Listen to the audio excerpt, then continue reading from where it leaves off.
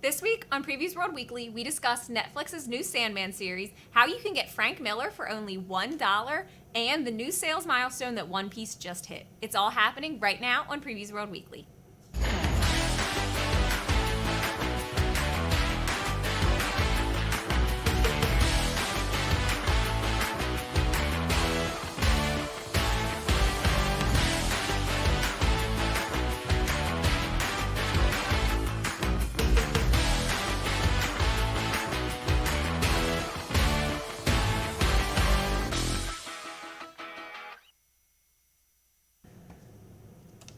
What's up, Previews World? It's Wednesday. It's New Comic Book Day, which means it's time for Previews World Weekly. I'm one of your hosts, Troy Jeffrey Allen, and I am living proof that you should not eat Bojangles before doing a live stream. Oh, are you okay? I think I'll be all right.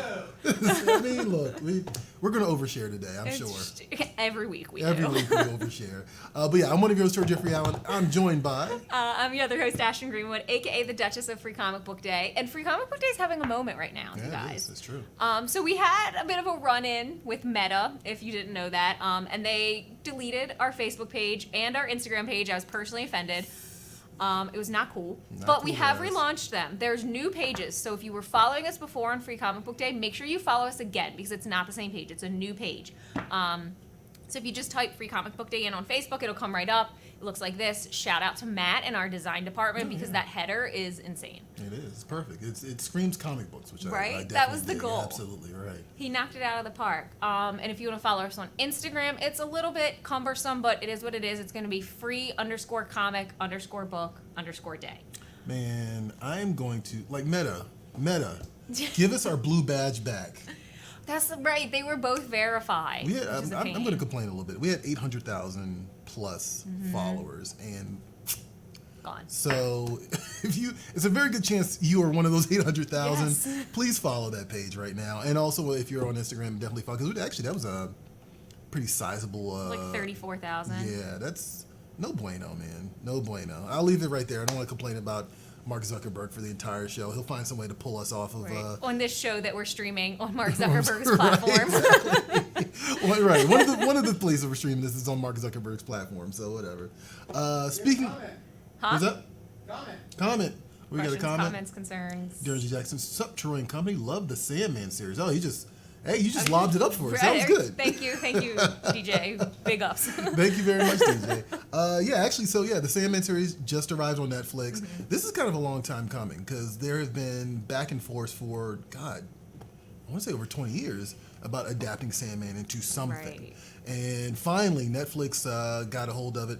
I have not seen it. I will openly admit that. I saw a few clips of it. I was preoccupied with Prey. Valid. Which is more my fandom, to be honest, right? Right, okay.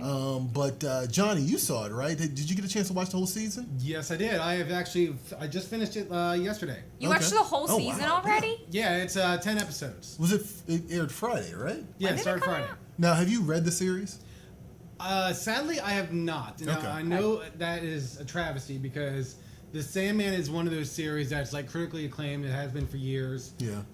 Neil Gaiman's like one of the top writers in the industry. So I watched this series first, and then I went back and I've been reading it, and the series does a really good job of kind of making it very concise. Okay. Whereas like the comic book series, and again, I haven't fully read it, but to me it comes off as a bunch of like one-shot stories that kind of depict what happens to Morpheus, the Lord of Dreams, after his imprisonment. So what they've done with the Netflix series is they've done a really good job of kind of making it very cohesive, kind of forming a big overarching narrative that continues from like start to finish. Okay. Right. I think I read the first trade. And the only reason I didn't finish the first trade is just because I was working in a comic book shop at the time. Yeah. There was like 80 million other things I was going to read. Like, that was just the nature of, I was like, there were so many other things I was excited to read at the time, so I just kind of dropped this one. But I saw a clip, which was basically of this old man who basically didn't realize he was about to die, but basically Morpheus in death showed up to kind of greet him and let him know that it was time for him to let go. Okay. And it was actually just really, really artful, really nicely done. Which is, artful kind of does describe Sandman in general. Like that's really kind of what Neil Gaiman and Dave McKean and all these other creators did with that series, is do something very, very artful. in general. So I thought it was pretty cool. And again, the thing I have to say also is that the series does the series does kind of come across as like a very artsy piece. Yeah. Mm-hmm. Okay. That might be a little bit lost when trying to convert it to like this kind of format. So I think they've I don't want to say dumbed it down, but they've stripped it down to its core elements. Yeah, no, absolutely. So they've definitely made it very accessible to the average viewer, because there's elements in the original Sandman where they have, characters from the DC universe. Obviously not in this. They've made a very, good point of like, just this is its own thing. This has no connection to any of the DC movies or anything like that. Like the Sandman series stands completely on its own. Now, okay, you said they managed to kind of make it accessible, and so here's my only concern, right? When it comes to Netflix, oh boy, they have a tendency to scale down. They do, yes. And I'll be real with you, Umbrella Academy couldn't get into it past like the first couple of episodes, because I was like, they scaled this all the way back, like really? You know what I mean? And that's kind of my hesitation with Sandman, like a little bit. It's just sort of like they kind of have a tendency to. I want to say dumb down, but I don't even think that's really what it is. It's just like in effort to make it accessible, they are a little bit cheaper. I also wonder to what extent is that a symptom of the conversation we have a lot about. There's no production budget when you make a comic book, so how much of it can you realistically translate, even if you are Netflix? No, and I think that's valid. Like I one of the things I definitely thought about was from the one trade I read and everything I've read about Sandman. There's this kind of sweeping, abstract fantasy element to it, and I mean, hopefully that's intact with the show, maybe. Right. But I've also noticed that the longer shows go on Netflix, it gets a little cheaper. Lost in the sauce. It gets a little lost in the sauce. It gets a little cheaper as they go along. So here's hoping this, maintains its integrity all the way through, because this is a great property. Like, it's one of those things, like, without reading the whole thing, I can't sit here and say that I didn't like Sandman. I definitely did. Yeah. So speaking of things, we got more comments, people talking about Sandman. What's going on here? Sandman is awesome. Carrie Miller. All right, Carrie, cool. Good to hear. Johnny, you got to read more of the books. Very elegantly interwoven stories. Actually, that's a very good way of putting it, actually. Okay. Yeah, because like I'm pretty certain, like I mentioned earlier, standalone stories up front, but then as it goes on, like it kind of comes together in a really nice way. Very well shot and great writing. All right, cool. Okay. All right. That's it. All right. Well, like I mentioned earlier, my big thing was Prey this weekend, and I jumped at the opportunity. As soon as Friday came around, I was like, I'm watching this right now. Immediately. I was super excied. I just want to say I love this. I've heard nothing but good reviews about it, actually. I've never felt like the Predator movies were bad. Okay. Like, I think the first Predator's great. Absolutely. Second one's decent. Predators, I actually rewatched it, and I was like, this is actually kind of a cool movie. Like, I kind of had to give it a second chance. Okay. The Predator, a little janky. Oh boy. I can't say I've ever even seen that one. Yeah, it's a little janky. It's a little disappointing because it has all the right elements. But this one, this was cool. This was very cool and really well done. And truthfully, it's kind of one of those things where it's like, duh, you guys should have been doing this to Predator, like, since Predator 2. Like, just put him in a different historical setting and just let him duke it out with people, and the comics kind of have done that. They've had him fight samurais and like all sorts of stuff. And Archie, right? and to an extent, like, I think that's kind of the beauty of the Predator franchise, is that you can really just kind of pluck him out of a situation and put him in a different situation, which they've kind of done. They've put people, they've done Predator in their environment. They've done Predator in the not so distant future. They've done, the Predator in modern times. So, it kind of has like its own thing. But like, this was cool, and I really thought it was really solid. And not to belabor this point, because we talked about this before when we were talking about Obi-Wan, but we were talking about just with Sandman scaling back, being a little cheap. This is what I mean when I say you if you're making something for scale, it better look damn good. And this movie cinematography looks amazing. All right. Like, it's a beautiful show. It's like a beautiful movie. Like, it's an amazing looking movie. And the effects are on point. It's not effects heavy. I feel like a lot of the stuff is practical. Okay. But it just looks good. And that's part of a tradition I think that's gone back to the original Predator with John McTiernan. But I recommend it.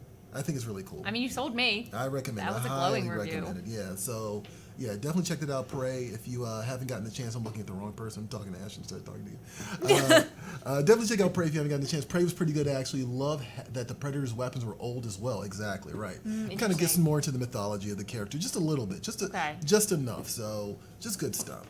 All right, let's talk about some comic stuff. I'm ready. Particularly comics out this week. Yes. So here we go. Ashton's got her pick. I've got my pick, and we're going to show you what's available at your local comic shop. Let's go.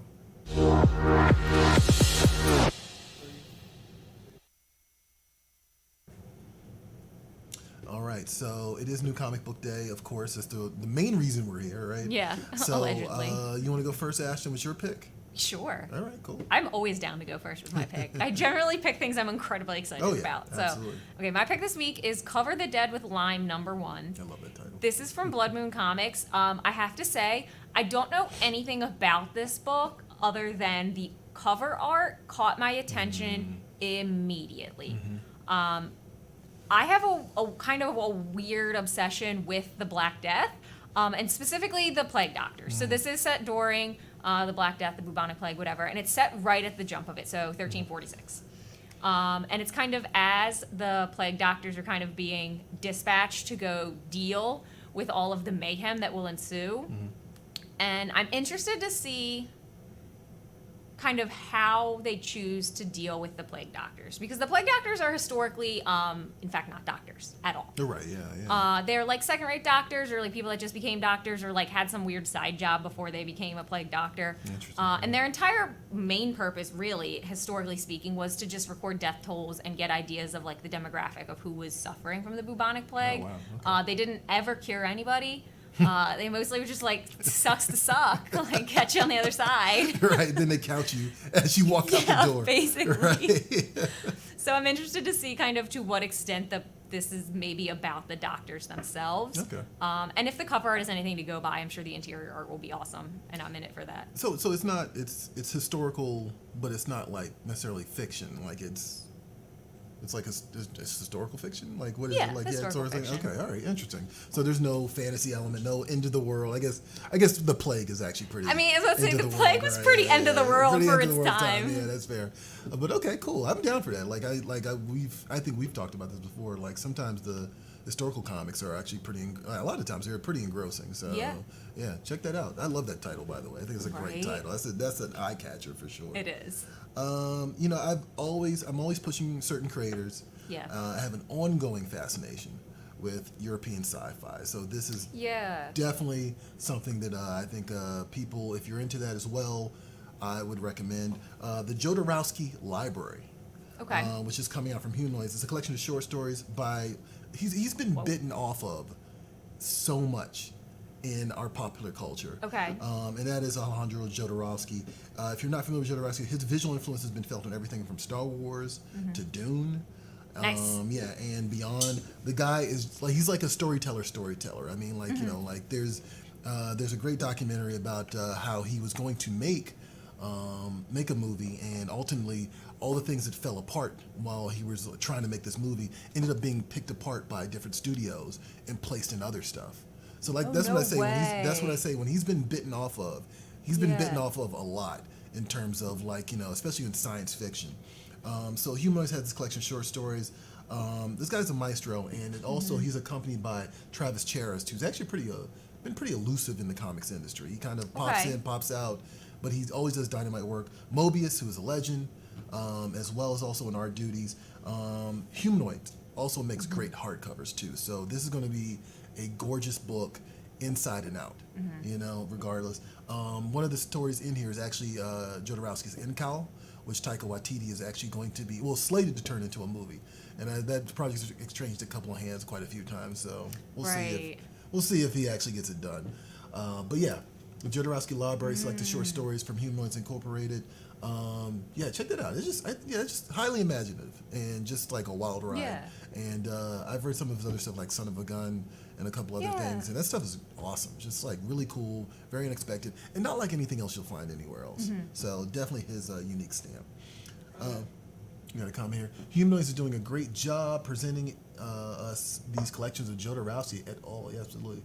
Actually, am I supposed to read comments, Johnny, or are you supposed to read comments? Doesn't matter. You can read. Okay, that's fine. All right. It feels like something we should have sorted out before the show started. I feel like last week he was reading comments, and like this week I'm reading comments. But whatever, it's okay. You guys can take turns. As long as they get done, it's okay. Marvel strategically also dropped a Predator comic this week. Oh, did they? Yes, they did. All right. Right. I can't blame them. So I didn't pick it, but here are a bunch of titles available at your local comic shop this week.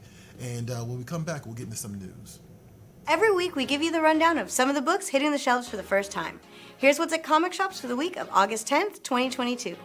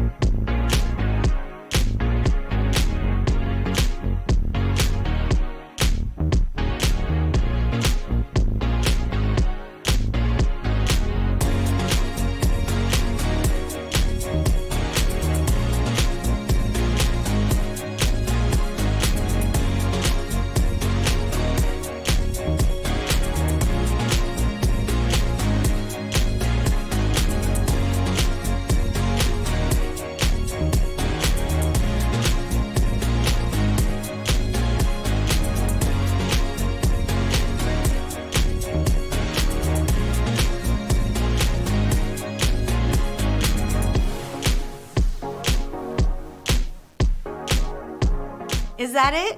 No way. Your comic shop has something for every type of customer. So stop at a comic shop today, and I'll see you back here next week. All right, and so there's a Predator comic out this week. Also, we're about to talk about One Piece in the news. One Piece 3-in-1, like that's for people who like want to catch up. You know, the manga trades come out, and it's basically a collection of short stories in one. But this one is 3 manga in one book. And One Piece is notoriously long in the tooth. Like it's been going on for a very long time. Right. Quite. So we're going to get into that actually. We're actually going to talk about a little bit about that in the news. So let's just jump into it. News time.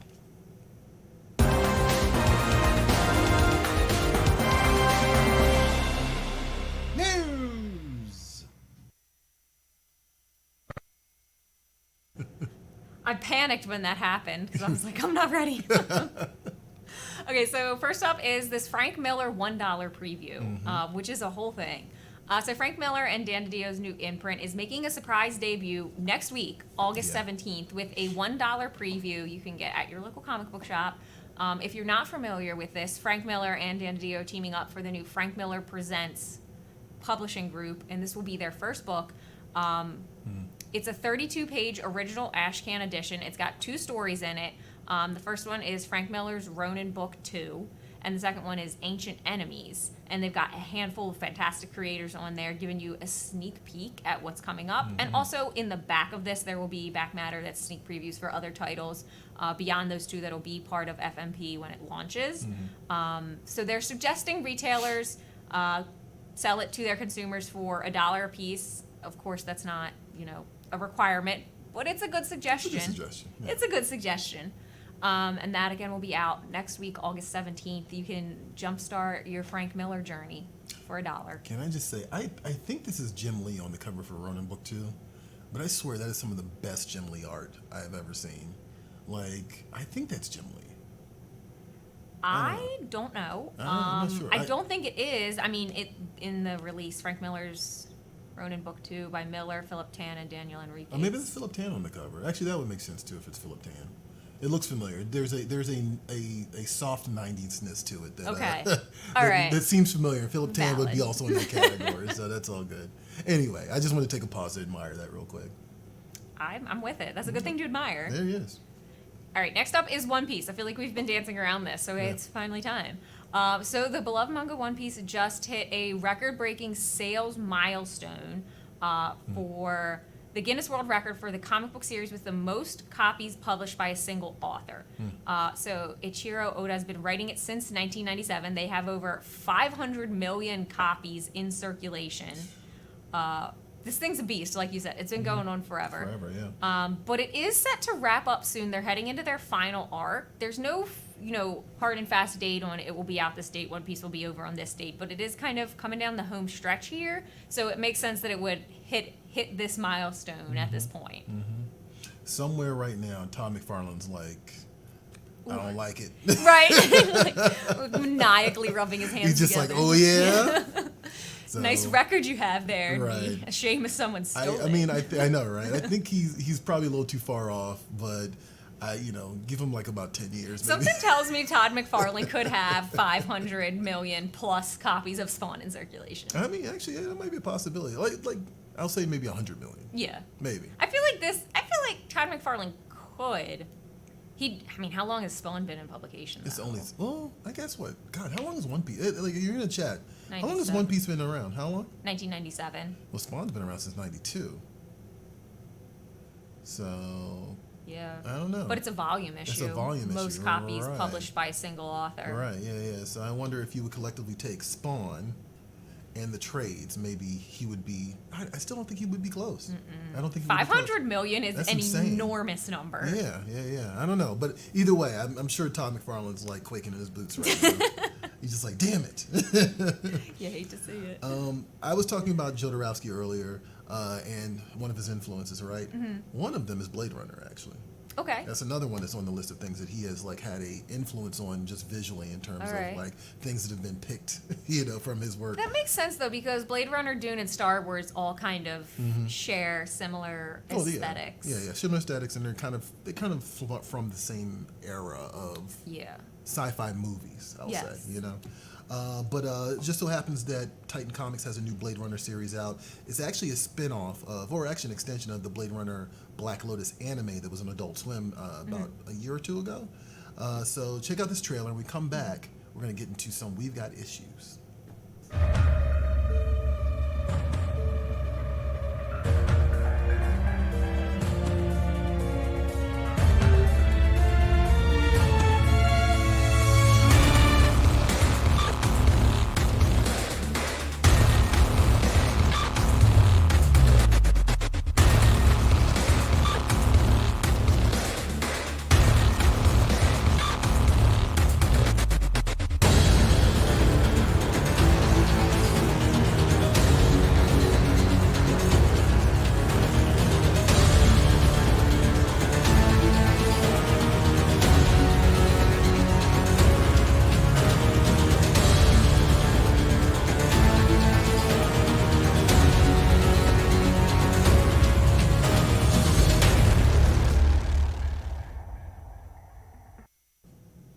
Ashton you were asking me, is this supposed to be like Mad Max? There's some soft elements of that in the. I actually watched the cartoon, there's some soft elements of that, but it becomes very distinctly Blade Runner pretty quickly. Okay. So, but yeah, it's available at your local comic shop today. If you're a fan of Blade Runner, Titan Comics has a plethora of Blade Runner titles, and they're actually pretty solid. Like, they're actually really well thought out, really well made.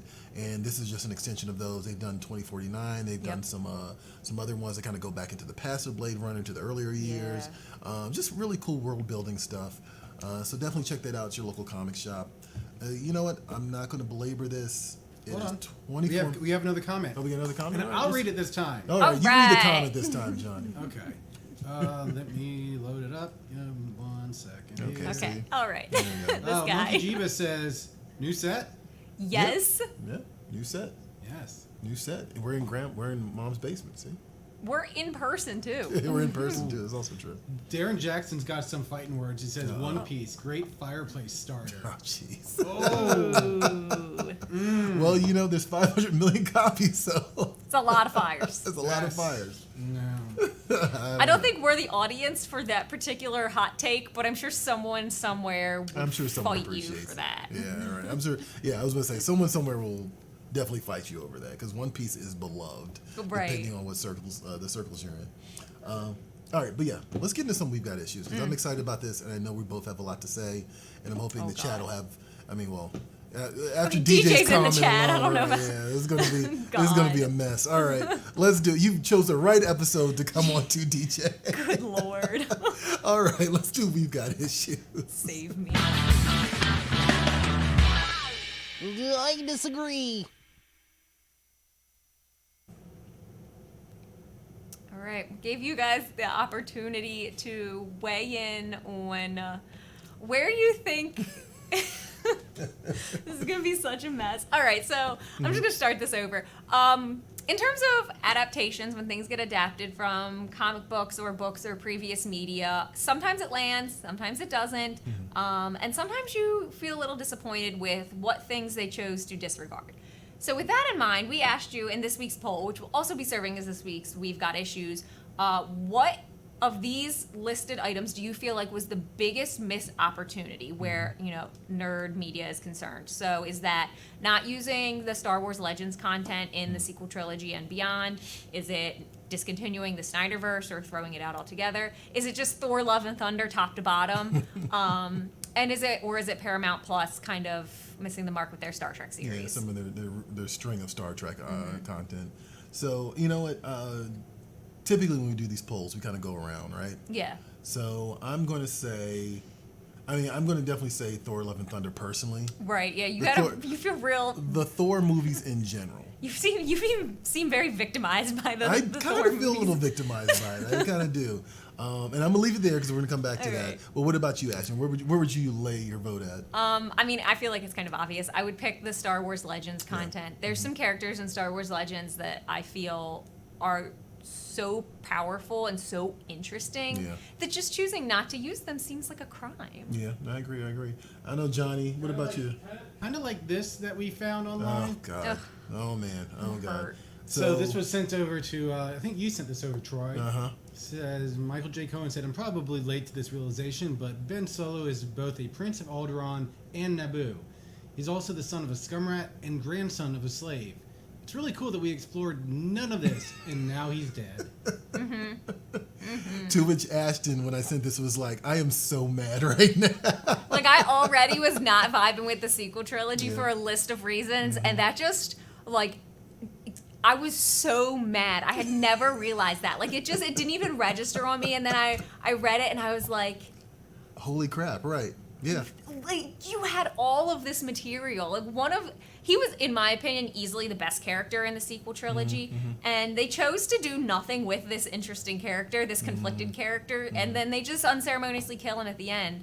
And the fact that he was so complex, and they just completely... Yeah, they made him very, like, one-dimensional in a lot of ways, right? Yeah, like, I hate my dad, I hate everything, I hate everybody, I want to take over.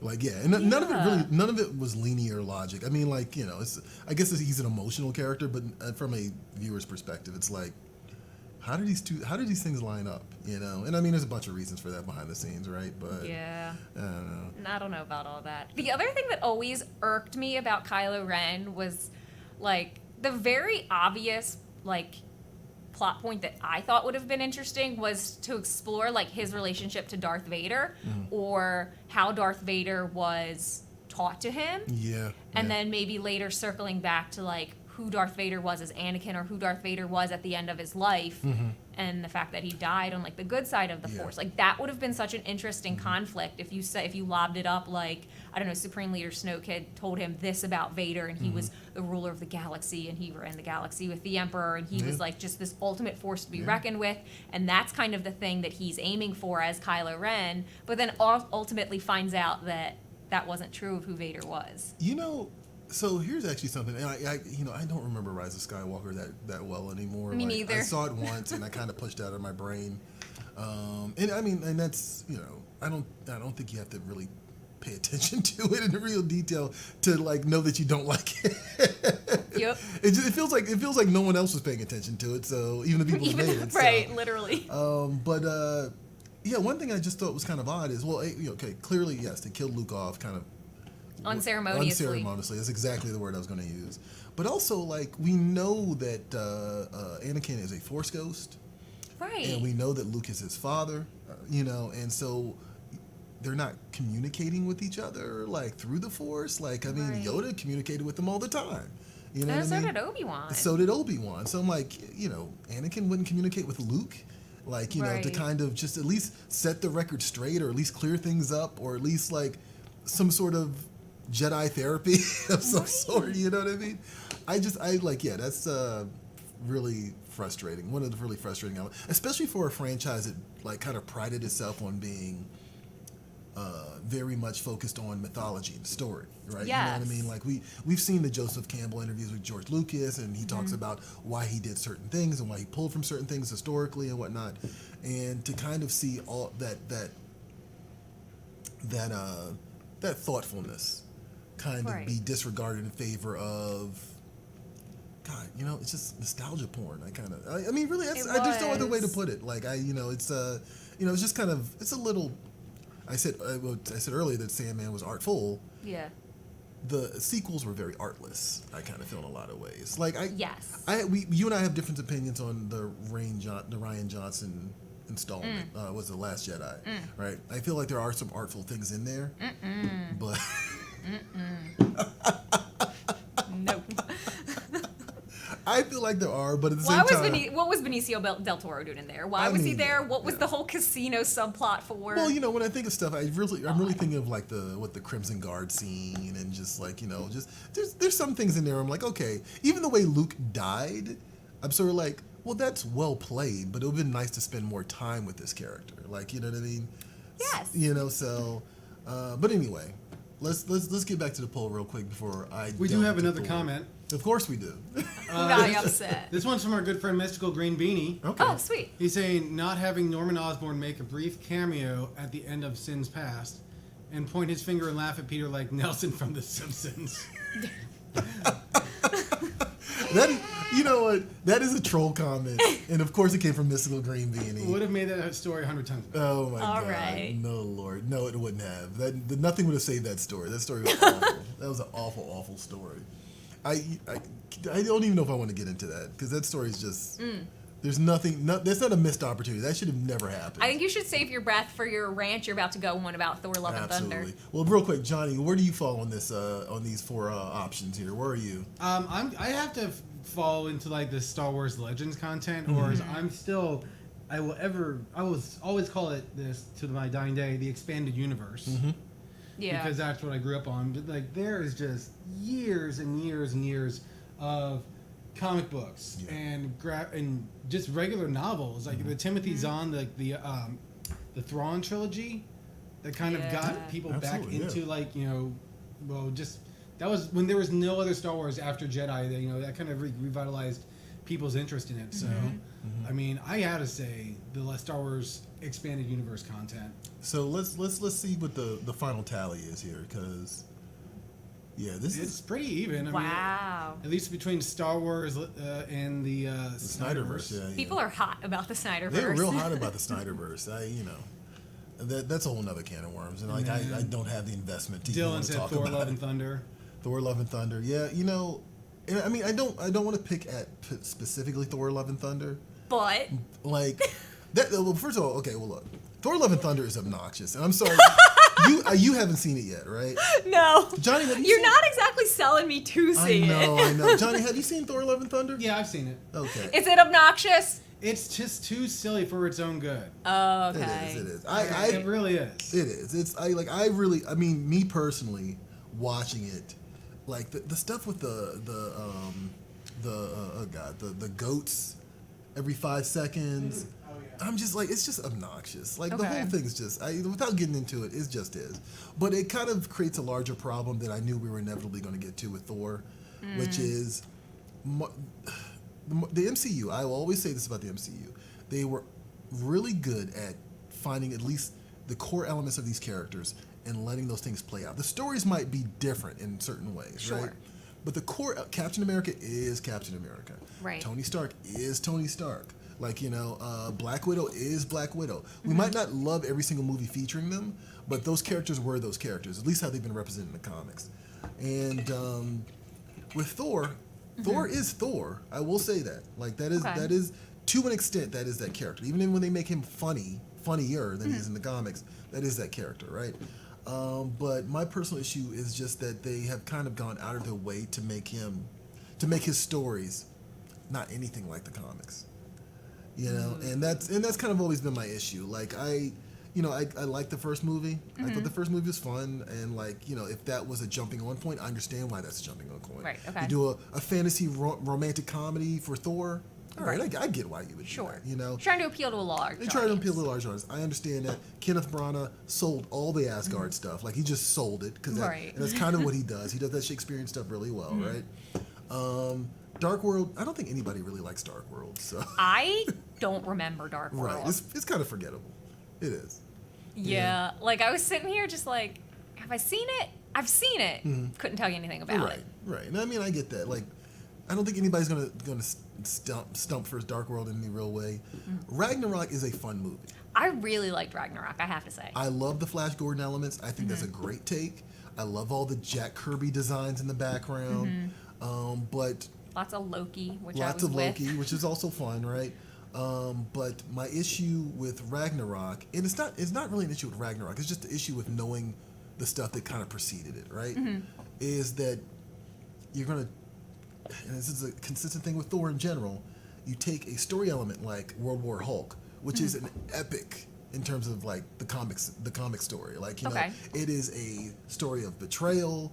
It is a story. It's a universe-spanning story. It's a story of revenge. It's a story about the Avengers not looking good in the view of the Hulk and Bruce Banner himself. There's some really cool just character stuff there, and none of that stuff appears in Ragnarok. Oh, perfect. Even though they pluck elements from it to put it into this story.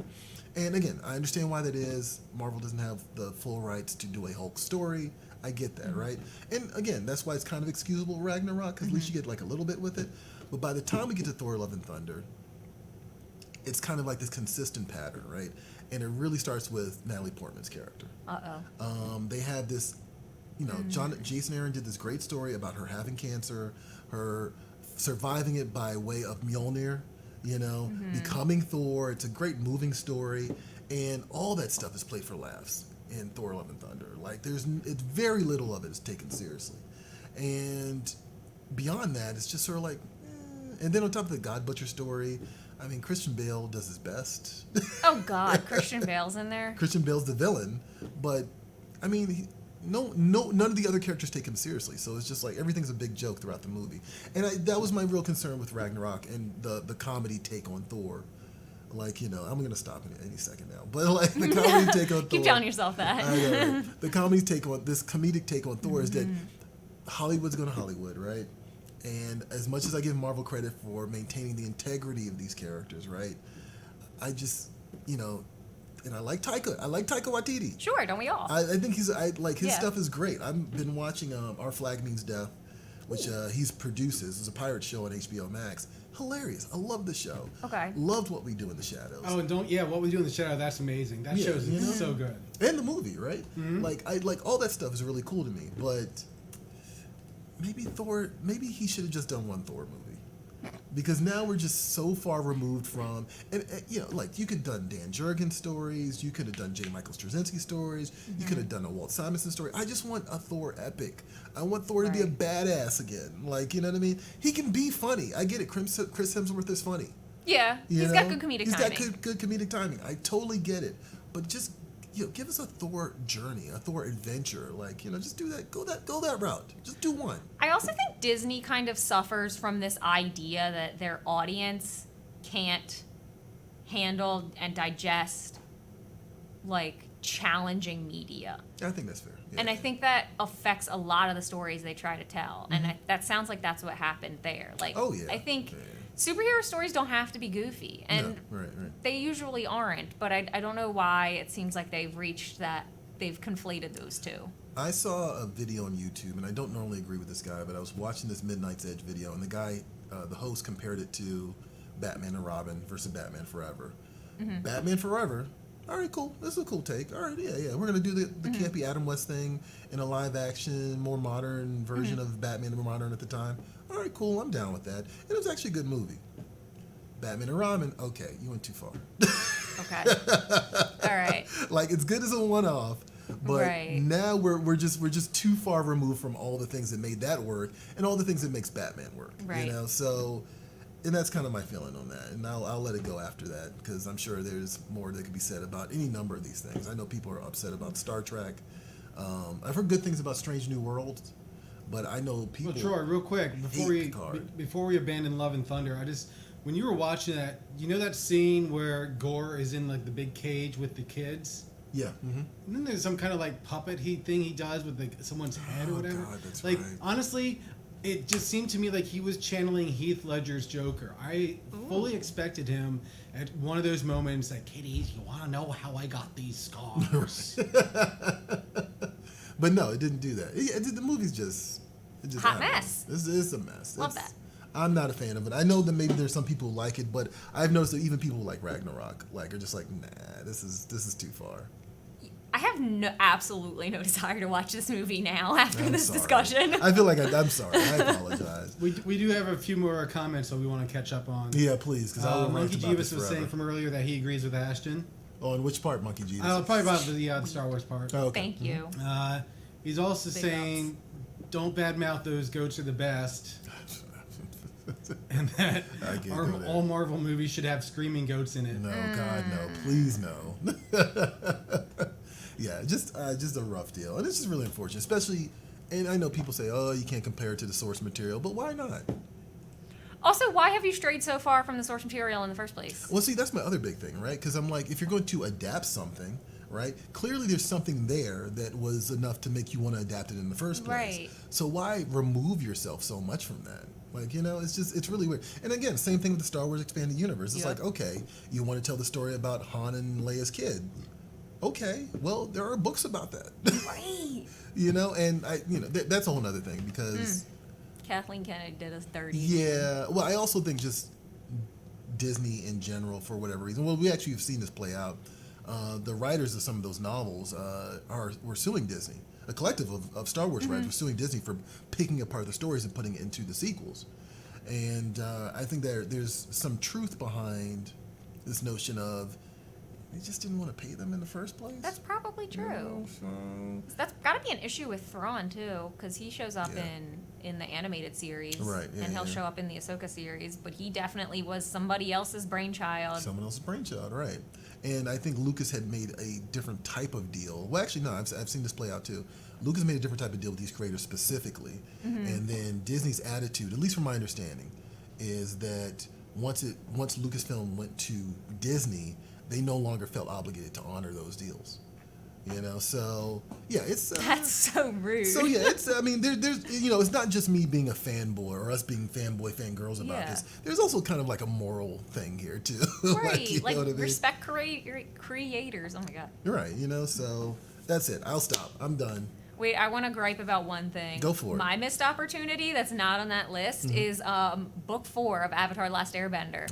They were supposed to do one of each, right? Like water, earth, fire, and then the last one was going to be air because Aang was already an airbender. But they didn't do it because M. Night Shyamalan Ding Dong went ahead and made his horrible movie. So Nickelodeon was... really? Yeah, they bagged it because of the movie, and then the movie ended up being like whitewash trash. Ugh.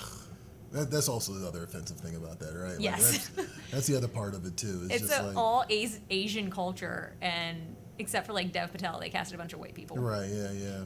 No, and then so Nickelodeon just threw it out just altogether because of the bad performance of that movie. That's rough. I feel like it's you ever in school and then one person is talking and the entire class gets punished? Yes! I feel like that's what that is. That's right. God, we can't have anything nice. Right, exactly. Anyway, any more comments, Johnny? I expected more hot takes from the comments given who's in there. Yeah, we do have one from... Can we show them? Can you vet it first, Johnny? That's the other concern. Mr. Green Beanie did say, since everyone seems... My mic on. Mystical Green Beanie said, since everyone seems to love Ragnarok and Love and Thunder, I'm curious to know what the world would have looked like if that canceled Jack Black Green Lantern movie came out. We got... Is that really a thing? That's really a thing, yeah. That's really a thing. I don't know if that's something that got yanked during... No, that was before the Discovery purchase. So that might be something that's... I have a lot of questions. Yeah, that's something older. But yeah, there was a Jack Black Green Lantern project in the works. They should have... Oh my God, I should have the best idea. They should have done a Jack Black Green Lantern but in the style of Deadpool, so that he could spend the entire movie making fun of the previous Green Lantern. Oh, that would have been so good. That's a missed opportunity. That might be a missed opportunity. But see, I kind of feel like that's Ryan Reynolds' shtick, so shouldn't Ryan Reynolds be doing that anyway? That's Because he's true, always too. looking at the camera and That's commenting, true, even too. not in Deadpool movies. Right. Anything else, Johnny? Nope. All right, cool. So, hey, guys, thank you for joining the poll. I expected this to be tight. I expected the results to be a little tighter, but the poll's still going on Free Comic Book Day. When is the cutoff point for it? Tomorrow. Okay. So you still got time to cast your vote. Go on to Free Comic Book Day's Twitter page, at Free Comic Book, right? That sounds right. All right, and For some reason. go cast your vote. I mean, there's been a lot of social media changes, so I understand that. That's okay. All right, let's jump into Comic Shop Shoutout. Let's do it. All right, what we got? All right, this week's Comic Shop shout out goes to The Spider's Web in Yonkers, New York. It comes from Fuerte Forte. And he says they have a great selection and service like your friendly neighborhood comic shop should be. So we'll show you some pictures inside of The Spider's Web at the end of the show. You can check them out during the credits roll. If you want us to shout out your local comic book shop on the show, find us on social media, tag your shop. If they don't have a handle, just leave their name, and use the hashtag #SupportYourLCS. We'll find your local comic book shop, shout them out on the show, and give them some love. All right. And also, you can go to PREVIEWSworld.com right now and check out these interviews, right? I have an interview with Jet on a comic called Boogeyman from Ablaze. The premise is pretty simple. Every kid had a version of the Boogeyman, right? And so this story is asking basically, what if the Boogeyman was real? Oh, no. And this is a Get Graphic interview with Jet, who's a French artist who has kind of like I want to say a soft anime style. Not completely anime, but there's a little bit of anime elements in there. He gives a rundown of his art and like his process. And I mean, clearly the guy is talented. Because look at that. That's amazing. And so, he gets some nice character sheets, some nice character work and stuff like that from him. Check that out. That's on PREVIEWSworld.com. And then Boogeyman is arriving in September, so it's available pre-order right now. Nice. Also, a bunch of Black Panther, I think a trio of Black Panther collectibles became available to pre-order right now. Look at that lunchbox. That lunchbox is badass, I gotta say. I love that lunchbox. That's a cool lunchbox. It is. These are all from Surreal Entertainment, I believe, but these are available pre-order. I know a lot of people are excited about Wakanda Forever, the trailer. Yeah. And so, the movie's a couple months away. Time to get on the hype train. And this bad boy, that glows in the dark. And there's a tiki. Ooh. There's a tiki mug in Black Panther too. That's clever. So that's right up Johnny's alley. Johnny loves those. So check those out on PREVIEWSworld.com. One other thing, there's an imprint from AWA called Lesser Evils. This is a series of books about the mystical world of Brooklyn, New York. Oh, okay. I mean, facts. So there's definitely a fantasy element to these, but I talked to the creators Ian Graudy and Justin Fair, and they kind of give us a rundown of the books. The first book in the series is available right now, and that's Jin from AWA. And there's going to be a subsequent group of series as well. There's also a cross-media thing. So there's going to be short films, because both of these, Ian and Justin, are short filmmakers. Okay. So there's going to be short films that are part of this franchise of books, and just something new and interesting. Yeah, definitely. Especially if you're a fantasy person. I'd say actually, if you're a fan of something like Sandman or Lucifer, this might actually be in that vein, and you might be into this. This might be up your alley. Finally, here's a reminder to follow, and subscribe, because we are needy, and we love you, and you love us, don't you? Don't you? You can hang out with me over at PREVIEWSworld on Twitter, Facebook, Instagram, Twitch, YouTube. You're probably watching this right now on YouTube. And where can they find you, Ashton? You can find me at Free Comic Book Day, sort of. Okay, look. Free Comic Book Day is on Facebook, Instagram, Twitter, and TikTok. So if you type in Free Comic Book Day, I promise you it'll come up. You might have some problems on Instagram for the time being while we build our follower count back up. So it's going to be free_comic_book_day on Instagram. Everywhere else, just type in Free Comic Book Day. Come hang out. Come hang out. And that is it for Previews World Weekly, guys. I am one of your hosts, Troy Jeffrey Allen. I'm your other host, Ashton Greenwood. We will see all of you, every last one of you, at the Spinner Rack. Catch you later. Come on.